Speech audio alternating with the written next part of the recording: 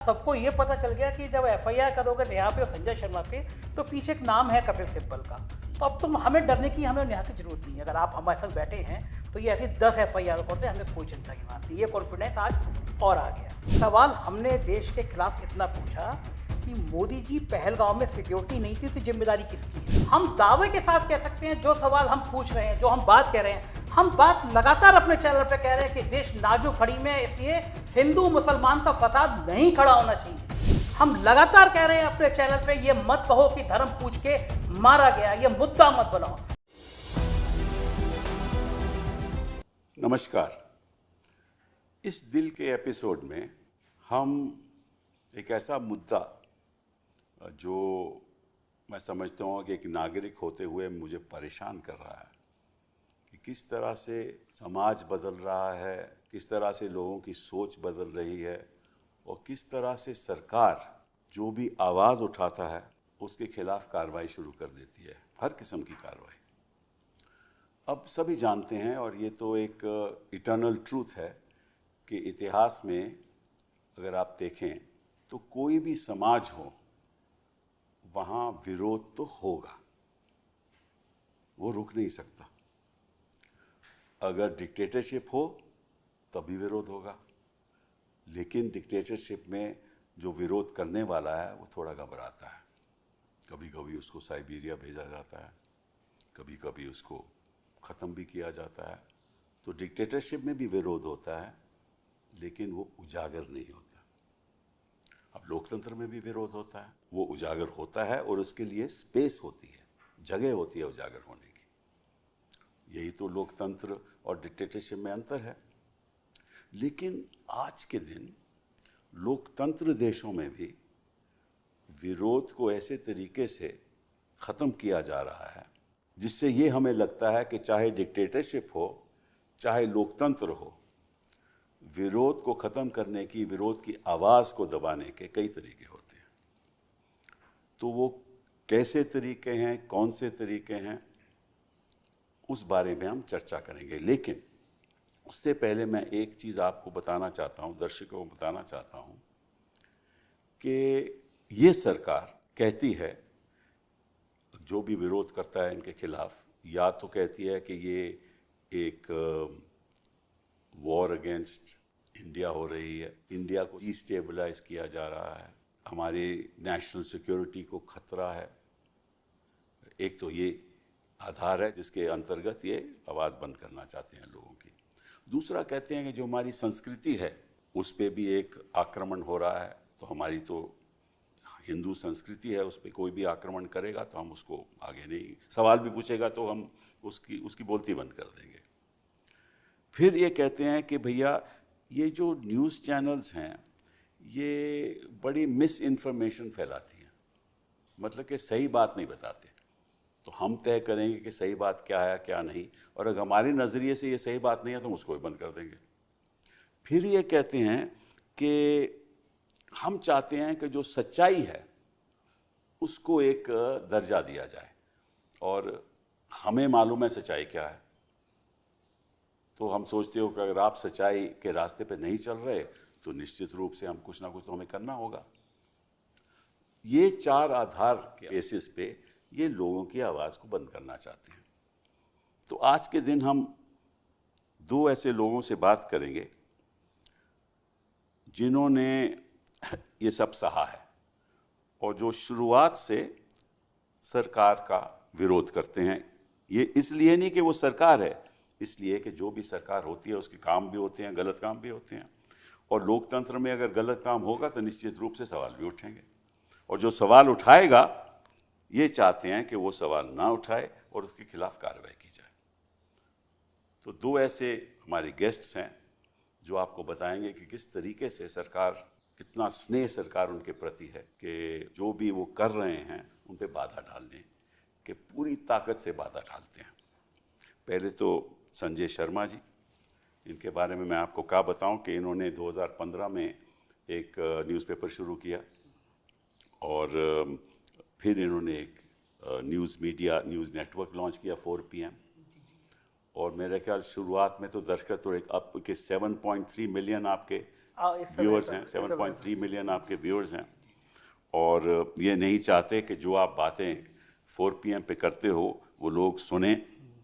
और आपकी वैसे शुरुआत में आप मीडिया में काम करते रहे हैं, ETV में काम किया आपने राष्ट्रीय सहारा में काम किया, स्टार न्यूज़ में काम किया, और क्योंकि आप सरकार के विरोध, योगी जी के विरोध कुछ बातें करते हैं वहाँ उत्तर प्रदेश में बैठ के, तो निश्चित रूप से आपको कोई एड्स भी नहीं मिलते, सरकारी एड्स भी नहीं मिलते, और लेकिन आप बड़ा नाराज़ करते हो मोदी जी को, अब योगी जी को बहुत नाराज़ करते हो। ये अच्छी बात नहीं है, क्योंकि आपके पास तो केवल 12 तो स्टाफर हैं, इससे ज़्यादा हैं भी नहीं।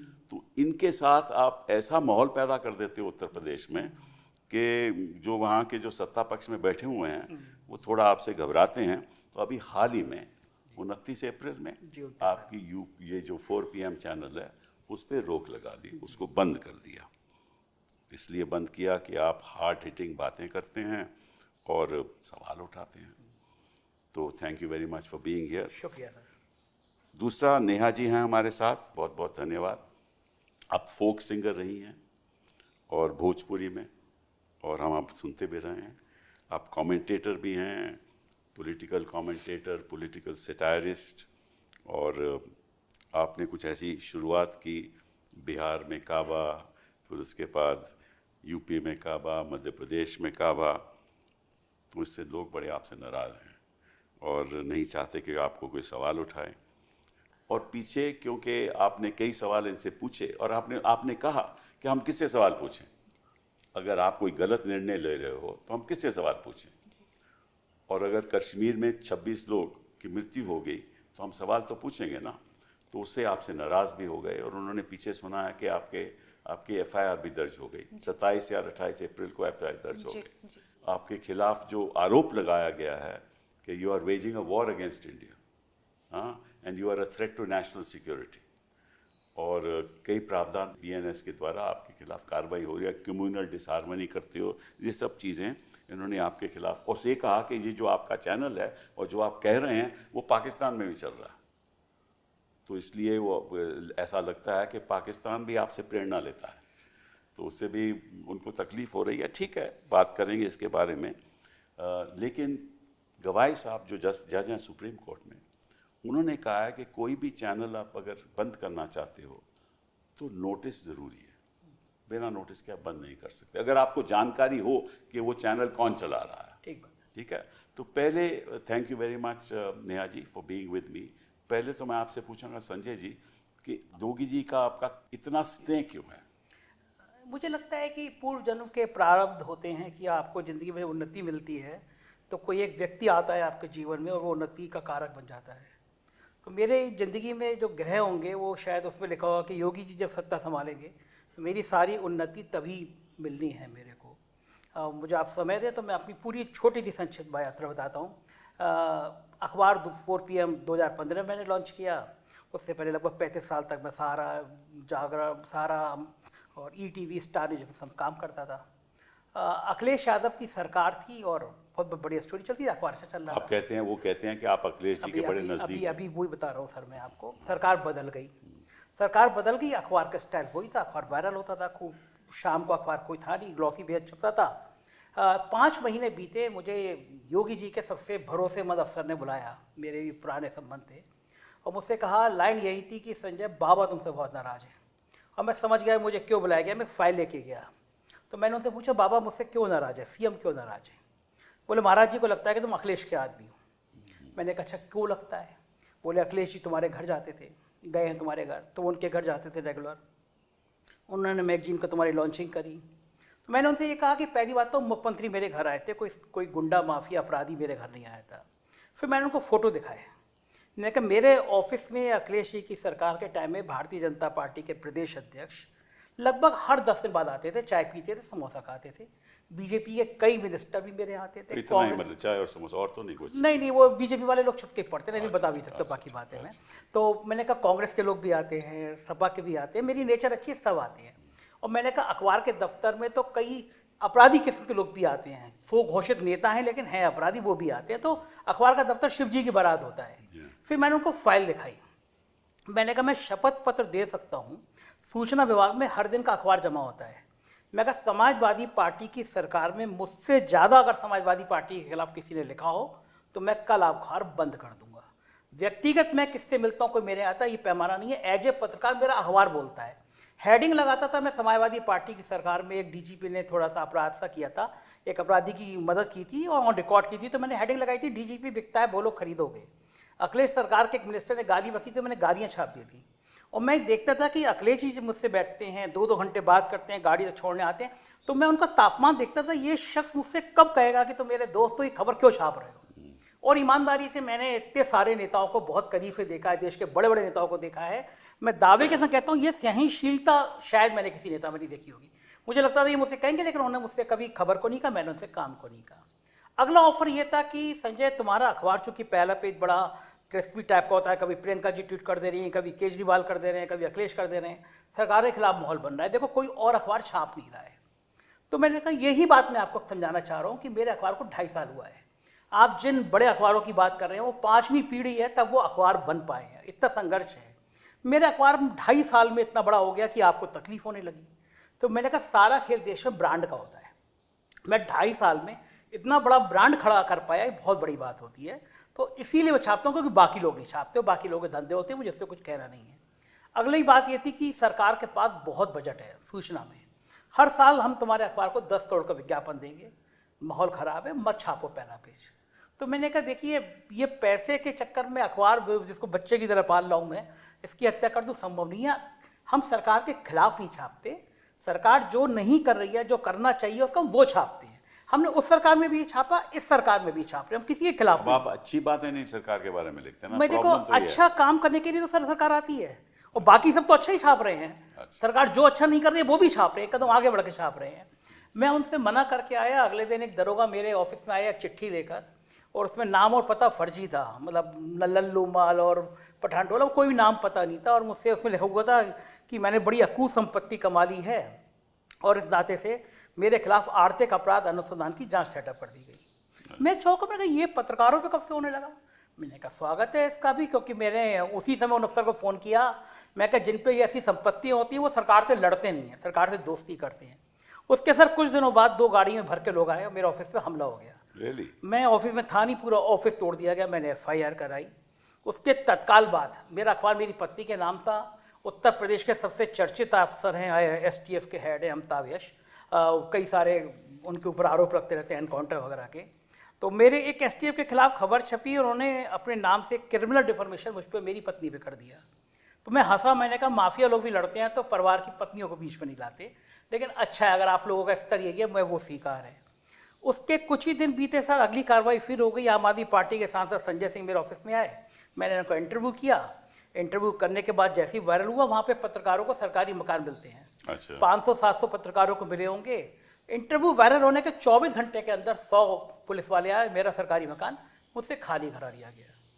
जो राज्य स्तर के मानता सरकारी मकान सारे पत्रकारों को मिलते हैं वहाँ पर। उत्तर प्रदेश में पत्रकारों को सरकारी मकान मिलते हैं। अभी भी 600-700 पत्रकार ऐसे हैं जिनको सरकारी मकान मिले हुए हैं, उत्तर प्रदेश में मिलते हैं। अच्छा। लेकिन खाली कराने के लिए मैं, चूंकि संजय सिंह का इंटरव्यू था, मेरा अगले दिन 24 घंटे में वो मकान खाली करा लिया गया। उनको जरूरत होगी ना उनको जरूरत होगी, मेरे मकान की जरूरत होगी, मैं मान सकता हूँ। इसमें मैंने कहा कुछ आपत्ति नहीं करी। उसके तत्काल बाद सर राज्य स्तर की मान्यता प्राप्त संवाददाता समिति होती है, मैं उसका वाइस प्रेसिडेंट था। मेरी मान्यता खत्म करी गई और आज सरकार को बने हुए 7 साल से ज़्यादा समय हो गया। मेरे पास सचिवालय पास भी नहीं है। अच्छा। वहाँ पे पान की दुकान चलाते हैं और ठेला लगाते हैं, वो भी पत्रकार बन गए हैं, उनकी सबकी मान्यता है, लेकिन मेरे पास सचिवालय। लेकिन मुझे फ़ायदा ये हुआ कि जो मेरे ऊपर ये कार्रवाई हो रही थी, मैंने 18 में बोलना शुरू किया। और जब मैंने बोला, जब ये हमले हो रहे थे, तो पूरी दुनिया का ध्यान गया कि एक उत्तर प्रदेश में एक जर्नलिस्ट ऐसा है जो मोर्चा संभाल रहा है, जो मोर्चा सेकुलरिज्म का संभाल रहा है। तो उसका नतीजा हुआ, जब मैंने यूट्यूब किया तो उसका विस्तार इतनी तेज़ी से हुआ कि मैंने सपने में भी नहीं सोचा था कि ये विस्तार इतनी तेज़ी के साथ हो सकता है। तो आपने जो सवाल पूछा वो मैं उसमें शुक्रिया योगी जी कहूँगा। मेरे को एक दिन NDTV ने बुला के पूछा था कि आप लगातार 1 साल से यूट्यूब में नंबर 1 बने हुए पॉलिटिकल कमेंटेटर में, कारण क्या है। तो मैंने उसमें भी किया, thanks to Awasthi ji, thanks to Amitabh Yash, thanks to Yogi Adityanath. तो अगर ये नहीं होते तो मैं यहाँ तक नहीं आता। तो सबसे लेटेस्ट ताज़ा मामला ये हुआ सर, कुंभ के मेले में जिस दिन भगदड़ मची, मेरा रिपोर्टर वहाँ क्षितिज कांत है, बड़ा अच्छा रिपोर्टर मौजूद था। उसने सुबह 9 बजे बताया भगदड़ मच गई, जो कि मैंने बड़े जीरो से शुरुआत करी है। मुझे पता है कि जब सिस्टम, जिले का सिस्टम, उससे ऊपर का सिस्टम काम करता है ब्यूरोक्रेट, तो कैसे करते हैं। मैंने उससे कहा तुम तत्काल पोस्टमार्टम हाउस से पहुंच के मुझे बता क्या है। तब तक किसी के दिमाग में आया नहीं, बाकी चैनल सब दिखा रहे थे कि अफवाह है, कुंभ में कुछ नहीं हुआ। वो वहाँ पहुंचा, उसका फ़ोन आया कि सर यहाँ तो 6-7 लाशें आ चुकी हैं। मैं लाइव 10 बजे बैठा, जिस समय योगी जी कह रहे थे वहाँ कुछ नहीं हुआ है, शांत है। मैंने उस समय 3 घंटे के अंदर 30 लाशें दिखा दी कि 1 2 3 30 लाशें आई हैं। 24 घंटे बाद क्षितिज ने फिर स्टिंग मैंने मेरे कहने पे किया और 67 लाशें हमने दिखा दी। उससे हड़कंप मचना था। सीएम ने ट्वीट नहीं किया, प्राइम मिनिस्टर तो ने आपको ट्वीट कर दिया। जब ये तो सब बात तो ऑब्वियसली है कि आपको जब इन्होंने बंद किया 4 PM कोई नोटिस नहीं दिया? कुछ नोटिस नहीं दिया। और सर वो उसमें लास्ट लाइन की जब कुंभ वाली रिपोर्टिंग कराई, उसके बाद से मुझे पता चला पिछले 3 महीनों में ईडी को 3 चिट्ठी आ चुकी है मेरे खिलाफ कार्रवाई करने के लिए। और लेटेस्ट 29 तारीख को सुबह एक यूट्यूब से एक लेटर मेल आता है कि भारत सरकार ने कहा है कि नेशनल सिक्योरिटी के लिए खतरा है, इसलिए आपका चैनल ब्लॉक किया जाए। आपका चैनल बंद ब्लॉक किया जाता है। मुझे सबसे अफसोस ये है कि नेशनल सिक्योरिटी के नाम पे नहीं करना चाहिए देश। मैं कहीं इस देश को मोदी जी और शाह साहब से ज़्यादा प्यार करता हूं, तो इस नाम पे बंद नहीं करना चाहिए था। आप कहते थे कि मोदी जी को पसंद नहीं है, शाह जी को पसंद नहीं है, आपको बंद कर दिया, तो मुझे अच्छा लगता है कि नेशनल सिक्योरिटी के नाम पे बंद नहीं करना चाहिए था। ये मुझे दुख है। नेहा जी, इन्होंने नेशनल सिक्योरिटी की बात की। एक तो देश होता है और एक सरकार होती है, और देश और सरकार में अंतर तो होता है ना। सरकार तो देश नहीं है और देश सरकार भी नहीं है। सरकार तो एक राजनीतिक पार्टी की होती है। तो आपने तो आज तक, मैं आपसे पूछना चाहता हूँ, कोई ऐसी बात कही हो जो ऐसे लगा हो that you are waging a war against India, के सरकार के, आई मीन देश के खिलाफ आप तोड़वाने की लड़ाई कर रहे हैं? ऐसा तो कभी हुआ नहीं। तो आपके खिलाफ ये नेशनल सिक्योरिटी और ये waging a war against India, ये जो प्रावधान BNS में है, ये क्यों किया गया आपके हिसाब से? सर यही तो मेरा भी सवाल है। लगातार मैं सवाल कर भी रही हूँ कि भाई मेरे ऊपर देशद्रोह आए दिन जिसका मन कर रहा है। कोई भी, अभी हजरतगंज में हुआ था कि ये देशद्रोही है, अभी जो है अयोध्या में भी लोग ले करके चले गए कि इसको जो है ये देशद्रोही है। पता नहीं सर, मैं तो खुद ही बहुत परेशान हो गई हूँ कि ऐसा मैंने कर क्या दिया है। 27 लोग मारे जाते हैं और अचानक से सोशल मीडिया पे एक चीज़ जुड़ जाता है कि चुप रहना है, बोलना नहीं है। हमको भी लगता है अच्छा ठीक है, 5-10 मिनट चुप हो जाते हैं, लेकिन होता क्या है 3-4 दिन बाद मुद्दा भूल जाते हैं लोग। जैसे बालासोर में रेल दुर्घटना हुआ, वहाँ पे हमने देखा कि रेल मंत्री जी इतनी सारी लाशें ऐसे बिखरी हुई हैं और वंदे मातरम का नारा लगा रहे हैं। आप बोलिए ना, राम नाम सत्य है, इतने सारे लोग मारे गए हैं। वहाँ पर भी इतनी बड़ी घटना, कुंभ में दुर्घटना हो गई, चुप रहो, लोग मरे हैं, हिंदू मरे हैं। बोलना कब है? कब आएगा वो उचित समय जब सवाल पूछना है सरकार से? और दूसरी चीज सर, इतनी बड़ी बड़ी दुर्घटनाएं हो जाती हैं देश में, एक आदमी जिम्मेदारी लेने को तैयार नहीं है। प्रधानमंत्री, गृह मंत्री, रक्षा, कोई भी। तो मेरा सवाल ये है कि भैया आप जिम्मेदारी कब लेंगे? आप इस्तीफा कब देंगे? और आप जो कहते हैं कि हिंदू खतरे में है, तो चाहे वो पश्चिम बंगाल का मुर्शिदाबाद हो, वहाँ हिंदू मारा जा रहा है, मणिपुर में हिंदू मारा जा रहा है, कश्मीर में हिंदू मारा जा रहा है। 10 साल से आप हिंदू बचाने आए हैं और फिर भी हिंदू खतरे में ही है, तो सवाल तो आपसे होगा ना। शिक्षा के नाम पे आपको तो कोई वोट दे भी नहीं रहा है, रोजगार के नाम पे नहीं दे रहा है, गरीबी कोई बात ही नहीं करता, बात ही नहीं कर रहा है। ये सब आउट ऑफ फैशन हो गया कि नहीं अभी हिंदू खतरे में है तो अभी चुप रहना है, नून रोटी खाना है, हिंदू को बचाना है। इसी नाम पे ना हम लोग आपको वोट दे रहे हैं, अब फिर भी हिंदू खतरे में है। तो सवाल तो सर आपसे होगा। यही सवाल मैंने पूछा तो मुझे बोला कि मैं देशद्रोही हूँ। और एक कोई पाकिस्तानी ट्विटर हैंडल है, उसने मेरा वीडियो शेयर कर दिया। तो वीडियो तो कहीं से भी शेयर हो सकता है, वीडियो के क्या है, वो तो यूट्यूब चैनल तो दुनिया में चलती है ना, तो कहीं से भी शेयर हो सकता है। उसमें आपकी क्या गलती है? जी सर, मैंने भी वही बोला कि सोशल मीडिया की तो कोई सीमा है नहीं, वो तो सार्वजनिक है। कोई अमेरिका में शेयर कर सकता है, लंदन में कर सकता है, कोई कुछ भी कर सकता है। हाँ, तो और सर इसमें मेरा ये भी सवाल है कि ठीक है, पाकिस्तानी कोई ट्विटर हैंडल मेरा शेयर कर दिया, मैं देशद्रोही हो गई। प्रधानमंत्री जी पाकिस्तान में बिरयानी खाने जाते हैं, फिर भी वो देशभक्त बने हैं। अनुराग ठाकुर जी, शाहिद आफरीदी जो वहाँ का एक क्रिकेटर, आए दिन हिंदुस्तान के बारे में जहर उगलता रहता है, उसके साथ बैठ करके आप क्रिकेट देख रहे हैं।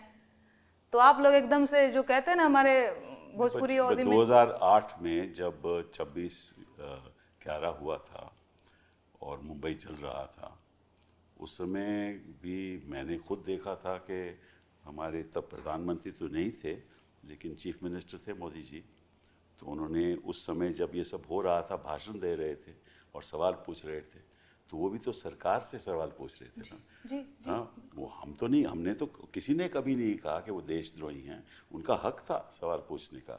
अगर उनका हक था तो आपका भी हक है।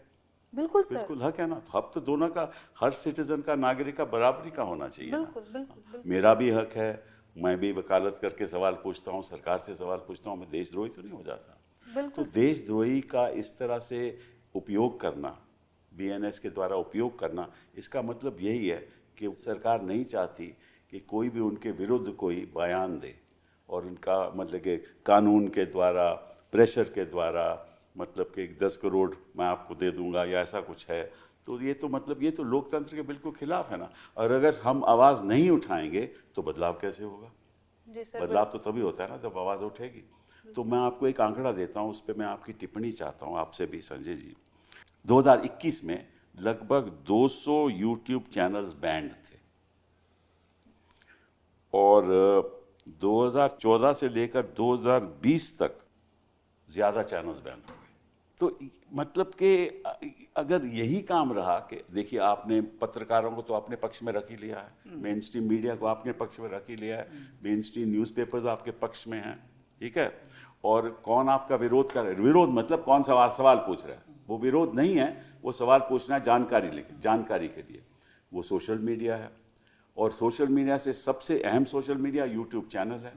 अगर यही हिसाब रहा कि आप यूट्यूब चैनल बंद कर देंगे तो फिर सवाल कौन पूछेगा, कहाँ से पूछेगा? तो इसकी क्या राय है आपकी? सर बिल्कुल, और ये लोकतंत्र के लिए बहुत जो है ये खतरनाक है। और मैंने तो देखा है, प्रधानमंत्री जी अक्सर बोलते भी रहते हैं कि लोकतंत्र में आलोचना होनी चाहिए। आजकल लोग आलोचना ही नहीं कर रहे हैं। हाँ, मैंने भी सुना है। नहीं तो लोकतंत्र बर्बाद हो जाएगा। और जब मैं आलोचना कर रही हूँ तो मेरे ऊपर देशद्रोह का मुकदमा ये लोग कर ये आलोचना नहीं है, वो कहते हैं कि आप सरकार को मतलब डायरेक्टली लोगों को अटैक कर रहे हैं, ये गलत बात है। This is what they are feeling. नहीं सर, बिल्कुल ये आलोचना है। और आपने किसी व्यक्ति को आज तक अटैक किया? व्यक्ति को? हाँ। नहीं सर, कभी नहीं? नहीं, कभी नहीं। हमेशा मैंने सवाल, किस किस्म का अटैक रहा आपका?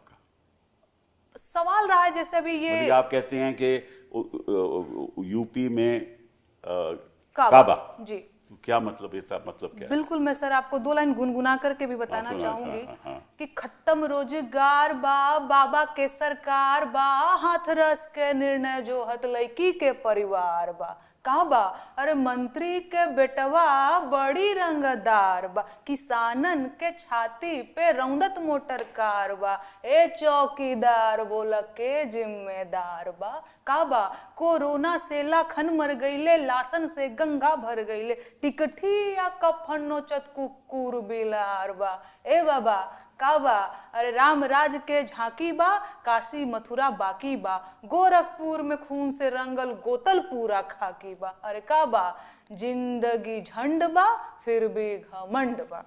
तो ये सवाल है सर। बिल्कुल, और इसमें कई सवाल जुड़े इसमें कई सारे सवाल हैं, चाहे वो हाथरस वाली बात हो गई, चाहे कोरोना में इतने सारे लोग मर गए ऑक्सीजन के अभाव में। मेरी अपनी सास, रेमडेसिविर उनको नहीं मिला, वो मर गई।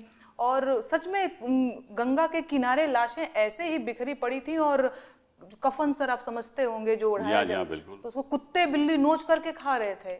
हाँ, ये दृश्य हमने देखा कोरोना में। तो जब मैं सवाल करती हूँ, चाहे वो मंत्री जी के बेटे जो थे वो किसानों के ऊपर थार से रौंद दिए थे, चाहे वो वाली घटना हो, तो मैंने, क्योंकि मैं लोकगीत लिखती हूँ, गाती हूँ, तो अपने गीतों के माध्यम से इन सारे मुद्दों को उजागर करने की कोशिश करती हूँ। तो जब ऐसा मैंने किया तो मेरे ऊपर एफआईआर किया। अच्छा, वो फर्जी था। अच्छा, हाँ, वो फर्जी था। बाद में मैंने एमपी में काबा कमिंग सून करके एक, आपने शायद देखा होगा कि एक बीजेपी का नेता था, वो आदिवासी के ऊपर पेशाब कर रहा था, सीधी वाला जो पेशाब का। करेक्ट, वो बात आपने रखी थी सब। जी, तो एक कार्टून शेयर किया था, उस पे भी एफआईआर कर दिया। अभी वो सुप्रीम कोर्ट में चल रहा है मामला। अच्छा, तो मुझे तो आप तो विधि विशेषज्ञ हैं और आप ज्यादा जानकार हैं, तो मुझे आपसे भी जानना है कि इस तरीके से तो मैं बहुत परेशान हो जाऊंगी, मैं अपना काम कब करूंगी यहाँ। इसीलिए तो हमने आपको इस प्रोग्राम में बैठाया है इसीलिए तो बैठाया कि आप दर्शकों को बताओ कि इसमें गलत क्या है। जी सर, जी ठीक है ना, हम भी तो देखिए, हम रोज लड़ाई लड़ते हैं, किससे लड़ते हैं? सरकार से। जी जी जी अक्सर हमारे मुकदमे जो होते हैं सरकार के खिलाफ होते हैं। ये तो मतलब जब तक सरकार के खिलाफ नहीं करोगे तो उस शख्स को न्याय कैसे मिलेगा? जी। हम तो न्याय के लिए लड़ रहे हो, तो आप भी न्याय के लिए लड़ रही हैं। एक तरीके से आप भी, आपका जो संघर्ष है वो केवल ये जानने के लिए कि ऐसा क्यों हुआ और इसकी जवाबदेही कौन देगा और ये निर्णय किसने लिया और ये गलत था आपके हिसाब से। तो कोई वहाँ ये तो यही चाहते हैं ना कि आप सवाल नहीं पूछो। तो ये आप बताइए संजय जी, आपकी क्या प्रतिक्रिया है इसमें? नहीं, बिल्कुल ये चाहते हैं, लेकिन मैं कह रहा हूँ ये जो करना चाहते हैं कभी कभी पलट के अच्छा हो जाता है। अगर मोदी जी चैनल नहीं मेरा बंद कराते तो मेरा सौभाग्य नहीं होता कि आज मैं आपके सामने बैठा हूँ। वो तो आपके सामने बैठना मेरे लिए सपने जैसा था कि आप आए। और दूसरा, अब सबको ये पता चल गया कि जब FIR करोगे नेहा पे और संजय शर्मा पे तो पीछे एक नाम है कपिल सिब्बल का। तो अब तुम हमें डरने की हमें नेहा की जरूरत नहीं है। अगर आप हमारे साथ बैठे हैं तो ये ऐसी 10 FIR करते, हमें कोई चिंता की बात नहीं। ये कॉन्फिडेंस आज और आ गया। दूसरी बात, सवाल हमने देश के खिलाफ इतना पूछा कि मोदी जी पहलगांव में सिक्योरिटी नहीं थी तो जिम्मेदारी किसकी है? जिम्मेदारी आपकी है। आप कह रहे हैं कि आप वो कह रहे हैं, देखिए मैं उनकी भी मन की बात आपको बता दूं। वो कह रहे हैं कि इस समय आपको ये सवाल नहीं पूछना चाहिए क्योंकि इस समय देश इसी स्थिति पे है और इसी गंभीर स्थिति है कि कोई भी आप सवाल पूछोगे उसका फायदा किसी और को होगा, इसलिए इस समय आपको सवाल नहीं। हमको भी लगा था सर कि देश इस स्थिति में है क्योंकि प्रधानमंत्री अपना सऊदी का दौरा वापस करके आए थे। हमें भी लगा था उस दिन की देश इस स्थिति में है, लेकिन वो तो 24 घंटे बाद बिहार में रैली कर रहे थे, चुनाव की रैली कर रहे थे। वो तो जरूरी था, वो मंच पे बैठ के हंस रहे थे नीतीश कुमार के साथ। रैली तो जरूरी होती है ना, बिल्कुल तो राजनीतिक बात है। बिल्कुल मैं मानता हूँ। उसके बाद वो 9 घंटे फिल्मी हीरो हीरोइनों के संग बम्बई में थे। उसके बाद कल वो केरल में दूसरी शर्ट पहने हुए थे, शाम को तीसरी शर्ट पहने हुए थे, वहाँ चंद्रबाबू नायडू और डिप्टी CM के संग मंच पे हंस रहे थे। तो हमको लगा नहीं कि गोदी मीडिया के चैनलों के अलावा देश में कहीं सीरियस है कुछ मामला। हमको तो लगा खत्म हो गया, जैसे पुलवामा में खत्म हो गया। आज तक हमें नहीं पता, हम क्यों नहीं पूछे भारत के नागरिक होने के नाते कि 350 किलो RDX उन सड़कों पर कैसे घूम रहा था। हम क्यों सतपाल मलिक का इंटरव्यू नहीं करें? उन्हें तकलीफ है कि सतपाल मलिक का हमने 3 बार इंटरव्यू किया, गवर्नर रहा है वो आदमी, वो बता रहा है कि पुलवामा का सच क्या था। तो देश में कौन सा माहौल खराब है? आप केवल मीडिया के चैनलों पे आप मीटिंग बुला रहे हैं कि 3 सेना के प्रमुख बैठे हुए हैं, रक्षा मंत्री बैठे हुए हैं, उससे पहले एडवाइजरी जारी कर रहे हैं कि सेना के बारे में कोई बात नहीं करेगा, और आप जो मीटिंग कर रहे हैं उसकी रिकॉर्डिंग चैनलों पे चल रही है। ये कौन सी मीटिंग होती है प्राइम मिनिस्टर की? टीवी चैनलों पे कॉन्फिडेंशियल मीटिंग चल रही है, फिर टीवी चैनलों बयान दिए कि हमने सेना से कह दिया कि आपके हाथ खुले हैं, टाइम फाइनल कर लीजिए। हम क्या दुश्मन को बता दें कि हमने सेना को ये कह दिया? ये कौन सा हो रहा है?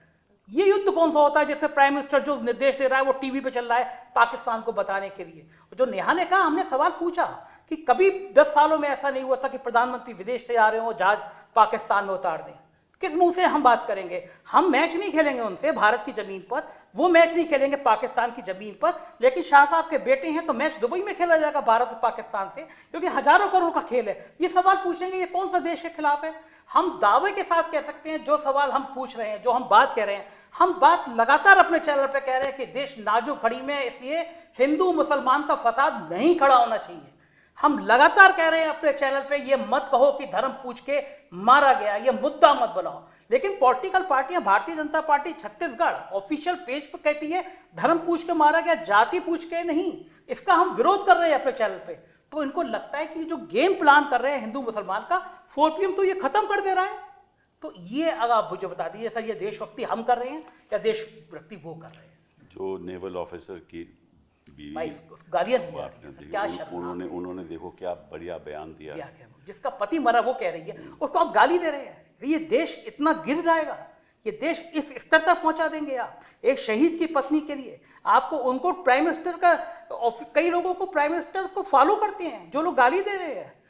ये देश इस मूल्य पे आ जाएगा, पूरी दुनिया में आ जाएगा, कभी कल्पना नहीं की जा सकती थी। ये देश इतने जज्बातों वाला देश था, हमारी शान थी, हमारी आन थी, यहाँ तक आ गया कि जिसका पति मरा है उसको आप 8 दिन बाद गाली देंगे।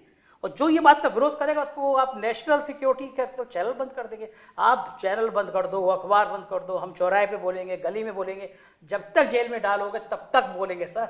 आवाज़ें बंद नहीं होनी चाहिए, क्योंकि एक आवाज़ बंद होनी चाहिए, दो होनी चाहिए। ये मुल्क इन आवाज़ों से चलेगा जो आवाज़ें इस सिस्टम का सच निकालने के लिए जरूरी है। जो कॉलोनियल पावर हमारी आवाज़ नहीं बंद कर सकी, तो ये लोग कौन होते हैं? बिल्कुल ठीक बात है, बिल्कुल ठीक बात है। लोकतंत्र में तो आवाज़ उठाना तो हमारा संवैधानिक हक है। हाँ सर, बिल्कुल। उस हक के तो अगर कोई छीनेगा तो फिर हम तो यही उम्मीद करेंगे कि जो हमारी जुडिशरी है, न्यायपालिका है, वो हमारे हक बहाल करे।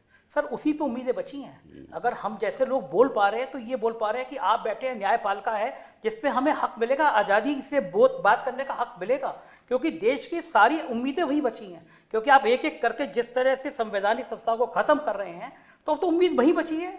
इसके अलावा तो कहीं कोई उम्मीद दिखती नहीं है। आप देश को जिस तरह धर्म के नाम पर, जाति के नाम पर, आप देश नाजुक दौर में है, तो देश अगर नाजुक दौर में है सर तो इस समय सुरक्षा की बात करनी चाहिए। इस समय जाति जनगणना की बात कहाँ से आ गई? वो तो एक अलग सोच है ना। इसका तो मतलब ही है ना कि आप मुद्दे को डाइवर्ट करना चाहते हैं। देखो ऐसा है कि जरूरी है कि बिहार में जीत होनी चाहिए, बस असली जरूरी है ये बहुत जरूरी है ना। असली जरूरी, असली बात यही है। बिहार में काबा, बिहार से हाथी भी है। ये भी आपने कहा। जी जी जी जी मैंने कहा था। जो हमें सवाल पूछेगा सबको बैन किया जाए। जो फिल्म हम दिखाना चाहते हैं वो दिखाएंगे। जो ये फिल्म बना रहे हैं जो हमारे पक्ष में नहीं है उसको भी बैन करो।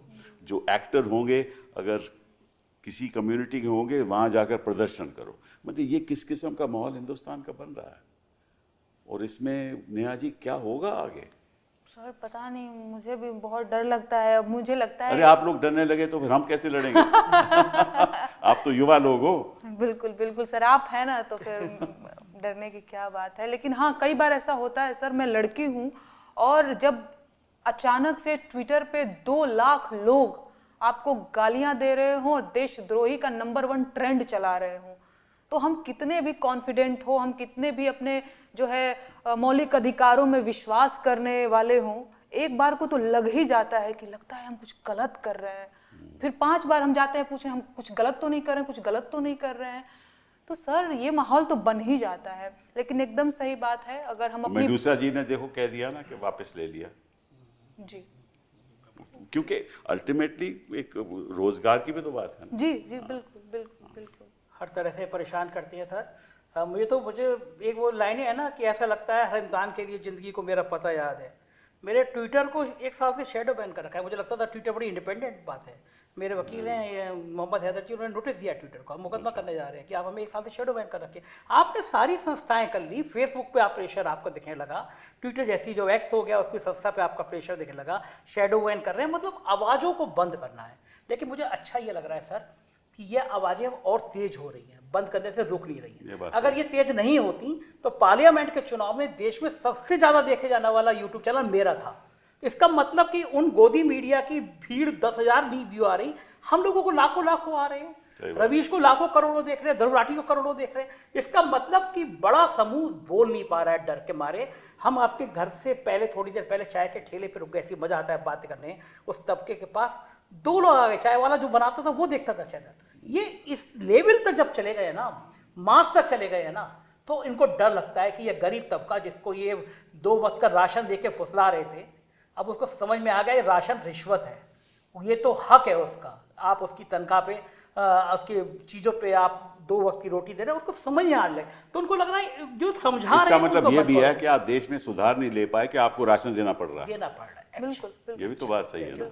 आपकी ये भावना उजागर कहाँ से हुई इन चीज़ों को अपनाने के लिए, बताइए। इसलिए सर ऐसे हुई क्योंकि मैंने देखा कि बीते दिनों में या बीते सालों में मीडिया का जो स्तर है वो दिन पर दिन गिरता ही जा। ये कब सोचा ये आपने?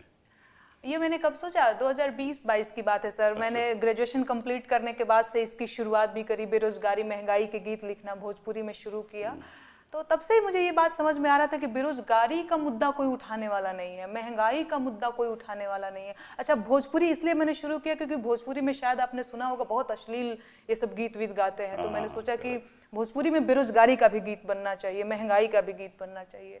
तो इस तरीके से मैंने शुरू किया। अच्छा, मीडिया का हाल ये है कि सच में मीडिया पूछता है प्रधानमंत्री से कौन सी टॉनिक ले रहे हैं सर आप। 18-18 घंटे काम कैसे कर पा रहे हैं, आम चूस के खा रहे हैं कि काट के खा रहे हैं, तो जरूरी मुद्दे वो पूछ ही नहीं रहे हैं। तब ऐसे में हमारी जिम्मेदारी बनती है। एक और चीज सर मैं यहाँ पे मेंशन करना चाहूंगी, कई सारे लोगों ने, बीजेपी का आईटी सेल मुझसे ये सवाल कर रहा था कि तुम्हारी हैसियत क्या है प्रधानमंत्री से सवाल पूछने की, तुम होती कौन हो? तो क्या प्रधानमंत्री से सवाल पूछने के लिए सबसे पहले मुझे प्रधानमंत्री बनना पड़ेगा, इसके बाद मैं उनसे सवाल पूछूंगी? मैं आपको वोट करती हूँ, मेरे पास आधार कार्ड है, वोटर आईडी कार्ड है, आप आते हैं ना, एक एक वोट है जरूरी, तो वैसे एक एक सवाल है जरूरी। वो भी बात सही है। मैं आपको वोट करती हूँ तो सवाल आप ही से पूछूंगी। तो लोग तो इस तरीके से भी बातें कर रहे हैं। बहुत अच्छी बात है, क्योंकि आपकी जो, आप जैसी आवाज़ें अगर हिंदुस्तान में बरकरार रहेंगी तो लोकतंत्र भी बरकरार रहेगा। और मैं सोचता हूँ कि ये कोई लड़ाई किसी एक पार्टी के खिलाफ नहीं है, एक किसी एक माहौल के खिलाफ नहीं है, ये लड़ाई हमारे संविधान को बचाने के लिए है। बिल्कुल ठीक बात है। ठीक है ना। और उसमें सब हमें इकट्ठा होकर जहाँ जहाँ भी गलत काम हो रहा हो आवाज़ उठानी होगी और सवाल पूछना होगा। बिना सवाल पूछे जवाब भी नहीं आएगा, राइट। जब तक जवाब नहीं आएगा सवाल पूछते रहेंगे। सर एक चीज़ और बताइए, देखिए हम लखनऊ से आते हैं, अटल बिहारी वाजपेयी सांसद रहे हैं, प्राइम मिनिस्टर थे, एक कार्टूनिस्ट थे, उन्होंने जब कारगिल युद्ध का दौर था उन्होंने प्रधानमंत्री के सिर की जगह गधे का फोटो लगा दिया, कार्टून छपा, और प्रधानमंत्री ने उनको फ़ोन किया कि क्या कल सुबह आप एक गधे के संग चाय पीना पसंद करेंगे? क्या बात, ये डेमोक्रेसी है। अखिलेश यादव ने अपने ऊपर छुपी कार्टून की किताब का विमोचन मुख्यमंत्री रहते हुए, क्या ये डेमोक्रेसी है? आपको सवाल पसंद नहीं है, लोग व्यंग में, वो अटल बिहारी वाजपेयी की परंपरा की पार्टी अब यहाँ तक पहुँच गई, ये सोचा नहीं था किसी। यही तो अंतर है उस बीजेपी का और इस बीजेपी का। और हम सोचते हैं कि शायद बदलाव हो, और निश्चित रूप से 2029 में तो होना चाहिए। आपका बहुत बहुत धन्यवाद। Thank you sir, thank you.